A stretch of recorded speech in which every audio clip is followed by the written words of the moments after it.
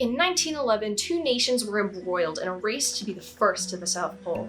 Leading the Norwegian team was explorer Roald Amundsen, and leading the British team was Captain Robert Falcon Scott. Ultimately, Amundsen beat Scott to the South Pole by over a month, and Scott, along with 4 of his men, perished on their return journey. There are a great many reasons as to why Amundsen won and why Scott died. However, one of the most crucial differences between their expeditions lies in their chosen methods of transport. The Norwegians skied as well as used 52 sled dogs to pull their supplies, 16 of which survived. Scott used 3 motor sledges, 33 dogs, and 19 ponies, none of which survived. These just pulled supplies. Scott and his men actually walked the whole way. Most historians acknowledge the impact the ponies had on the failure of Scott's expedition. These ponies were elderly and afflicted with various illnesses.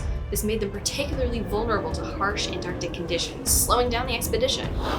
The ponies were brought out to lay depots, supply stations necessary to lighten the load for the later race to the South Pole.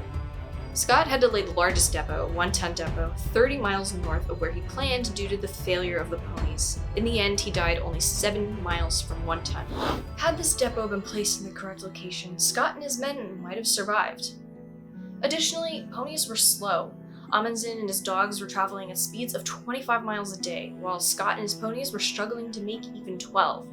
The ponies were also a source of tension on the expedition. The main pony handler, Captain Lawrence Oates, was very vocal about Scott's inexperience with ponies. He was dissatisfied with their quality, which Scott simply brushed off as pessimism. When Scott attempted to cut down on pony food, as the Terra Nova was growing over-encumbered, Oates reportedly argued with him for over an hour until Scott backed down, and then went so far as to smuggle 2 extra tons of pony food aboard. These 2 men repeatedly butted heads over the ponies' welfare, which did not bode well for an expedition where survival is dependent on teamwork. However, there's more to this story than meets the eye. Often, the ponies are referred to as a singular unit, but it's evident from the journals of these expeditioners that they were more than just the ponies. They were individuals with different names, different strengths, and different impacts. Some animals actually benefited the expedition in many ways. Victor, for example, was well loved by his handler, Henry Bowers. In his journal, he wrote, "Steady goer, gentle as a dear old sheep. I think I am more fond of him than ever. He has lost his rotundity, like all the other horses, and is a long-legged, angular beast. Very ugly as horses go, but still I would not change him for any other." Bowers regularly gave Victor some of his own food. To many of these men, the ponies were pets or friends, a small amount of comfort in the most isolated place on Earth. James Pigg was one of the weakest ponies, having to turn back early from the depot laying mission. His absence was one of the reasons Scott couldn't lay 1-ton depot where he had planned. Nevertheless, Jimmy Pigg persevered and survived till the end, possibly the last pony to die. Another pony, Nobby, was widely regarded as the best pony they had. He was able to pull 50 more pounds than any other and consistently exceeded expectations. He went from surviving a jump from an ice floe drifting out to sea surrounded by over a dozen killer whales to outperforming every other pony. He, like Jimmy Pigg, was among the last to survive. Bones, on the other hand, had a unique legacy.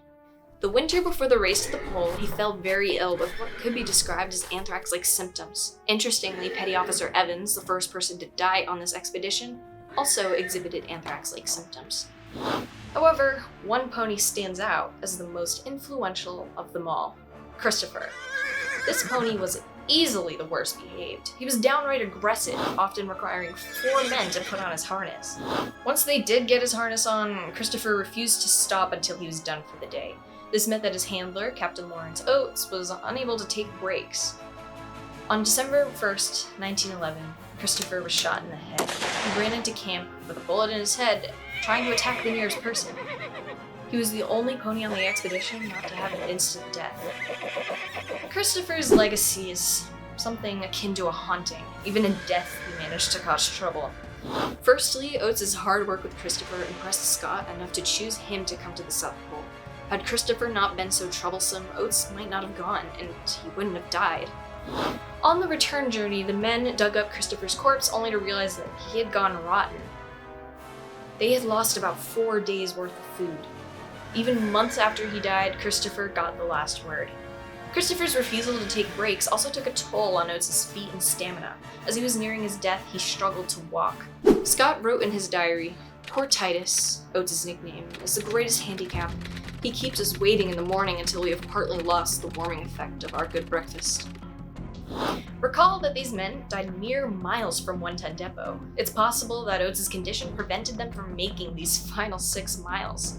In that sense, Christopher was indirectly responsible for the deaths of 4 men. In the words of Apsley Cherry Garrard, a fellow expeditioner, Christopher was a man-killer. At the time he wrote this, he had no idea how true that statement would become. The Ponies of the Terra Nova expedition play a unique role in its legacy, which is intimately tied with what constitutes a food animal. The nature of this race ensures that Captain Scott and Roald Amundsen are forever destined to be compared with each other. Immediately after Scott's death, he was heralded a martyr and Amundsen a villain. Not only did he commit the sin of beating Scott, the public was horrified that he killed and ate some of his dogs.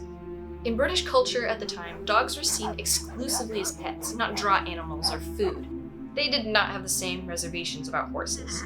But times have also changed. No longer is it considered acceptable to eat horses in Western culture. Meanwhile, Amundsen's choice to use sled dogs has grown into a symbol of his superior planning. As the world becomes more aware of animal welfare, it becomes clear that Scott's treatment of his animals was far more abusive than Amundsen's. Amundsen was quite knowledgeable about dogs, while Scott knew next to nothing about ponies. Amundsen punished undesirable behavior immediately, while Scott is recorded as having punished his animals a day after they misbehaved, far too late for them to understand why they were being beaten. Favor may continue to jump back and forth between Scott and Amundsen. However, animals will forever remain an integral part of their legacies. Thanks for watching.